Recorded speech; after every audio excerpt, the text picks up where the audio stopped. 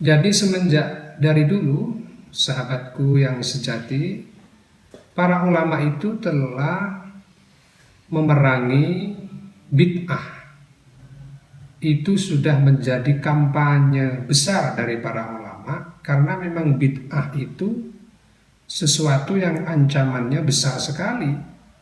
Kullu bid'atin dolalatun wa kullu dolalatin finnar. Bid'ah itu ancamannya neraka. Assalamualaikum warahmatullahi wabarakatuh. Bismillahirrahmanirrahim. Alhamdulillahirabbil alamin. Wassalatu wassalamu ala asyrafil anbiya'i wal mursalin Sayyidina Muhammadin wa ala alihi wa sahabatihi wa man tabi'a sunnatahu wa jama'atah min yaumina hadza ila yaumin nahdati wa Saudara, para insan yang mulia, para arif dan bijaksana yang berenergi dan berbahagia.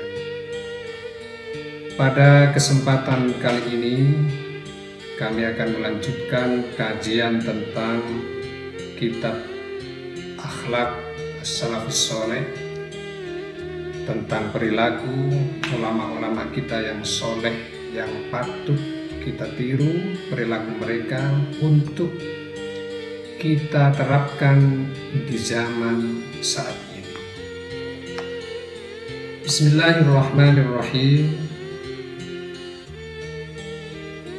Li'anna al-'urfa min jumlatis syari'ah. Qala ta'ala khudhil 'afwa wa'mur bil 'urfi. Fa'ulima innal qauma la yaktafuna fi aqwalihim wa af'alihim bimujarradi 'amalin nasi biha lihtimali ay yakuna dhalikal fi'lu awil qawlu min jumlatil bid'ah allati la yashhadu laha kitabun wala sunnatun wa fil hadisi la taqumus sa'atu hatta tasira as-sunnatu bid'atan fa idza taraktal bid'ata yaqulun nasu taraktas sunnah wa dzalika litabarusil furu'i al-bid'i an usulihim. Falamma tala zamanul amali bil bid'ah dhanna an-nasu innaha sunnatun mimma sannahu Rasulullah sallallahu alaihi wasallam. Para ulama itu memegang kuat kitab Allah dan sunnah Rasul dan juga uruf. Kenapa? Karena uruf itu min jumlatis syariah. Karena uruf itu juga menjadi bagian dari syariah. Nilai-nilai yang baik di masyarakat itu juga menjadi bagian dari syariah. Para ulama itu semenjak dari dulu itu sudah memerangi apa yang dinamakan dengan bid'ah. Bid'ah itu adalah kreasi-kreasi baru di dalam syariah atau ritual-ritual ibadah yang diciptakan di dalam bidang syariah. Itu yang dinamakan dengan bid'ah. Diceritakan innal qauma la yaktafuna ila akhirihim. Sebuah kaum tidak mencukupkan diri di dalam perkataan mereka, perilaku mereka, tidak mencukupkan diri dengan syariah. Sehingga adanya perilaku dan ucapan-ucapan itu menjadi atau termasuk dari hitungan-hitungan bid'ah yang tidak diakui oleh kitab Allah dan sunnah Nabi Muhammad Sallallahu Alaihi Wasallam. Jadi semenjak dari dulu sahabatku yang sejati, para ulama itu telah memerangi bid'ah. Itu sudah menjadi kampanye besar dari para ulama, karena memang bid'ah itu sesuatu yang ancamannya besar sekali. Kullu bid'atin dolalatun wa kullu dolalatin finnar. Bid'ah itu ancamannya neraka. Neraka itu sesuatu yang sangat kita takuti, dan apa yang kita takuti yang lebih ngeri dari neraka ya tidak ada. Oleh karena itu para ulama itu semenjak dari dulu sudah memerangi bid'ah.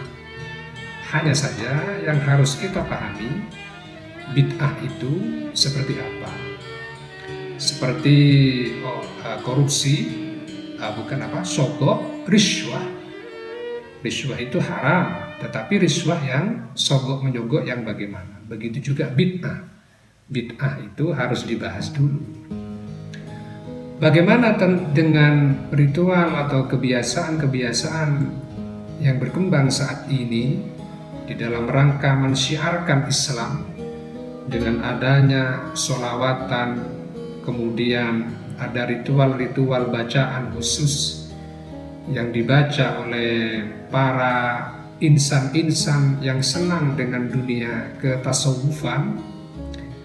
Mereka memiliki bacaan-bacaan khusus dalam rangka menyucikan hati untuk mendekatkan diri kepada Allah. Zikir-zikir mereka, zikir-zikir yang khusus. Bagaimana dengan itu? Maka sebetulnya zikir itu secara syariah payungnya sudah diterangkan oleh Allah di dalam Al-Quran. Allah berfirman, allazina amanu wa tatma'innu qulubuhum bizikrillah. Ala bizikrillahi tatma'innul qulub. Jadi zikir itu menenangkan, menyejukkan suasana hati. Surat Ar-Ra'd ayat 28. Jadi zikir itu payung besarnya sudah diterangkan oleh Al-Quran, sudah digariskan oleh Al-Quran. Kemudian para nabi memberikan contoh, para sahabat memberikan contoh, kemudian ulama-ulama berikutnya yang memiliki kompetensi keilmuan yang layak untuk kita ikuti juga mempraktekkan bacaan-bacaan zikir yang barangkali zikir itu tidak pernah ada, maksudnya modelnya ketika zaman sahabat.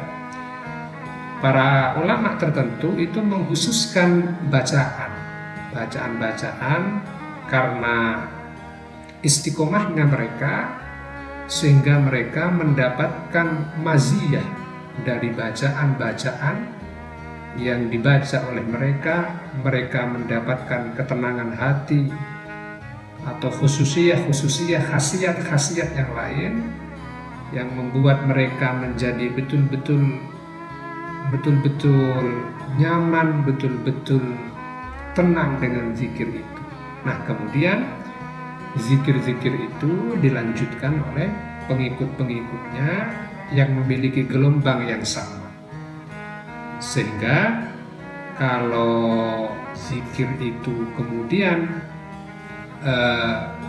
dalam rangka mengingatkan Allah, asalkan bacaannya itu adalah bacaan yang maksur, yang sudah diajarkan, ya kenapa tidak dikembangkan oleh ulama-ulama atau generasi berikutnya.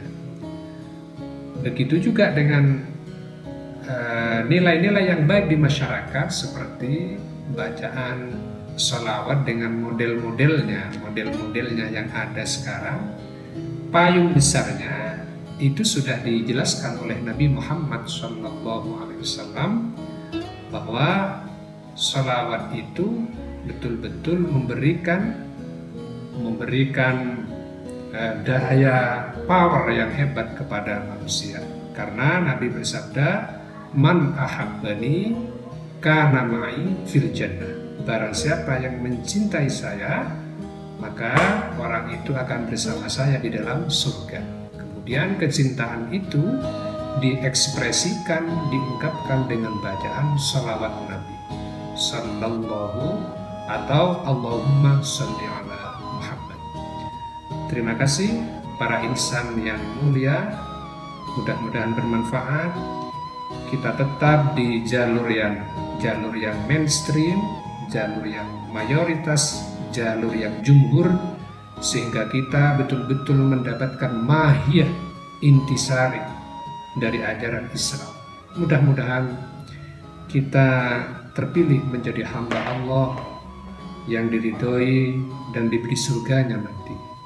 Demikian, wallahu a'lamu bishawab. Wassalamualaikum warahmatullahi wabarakatuh.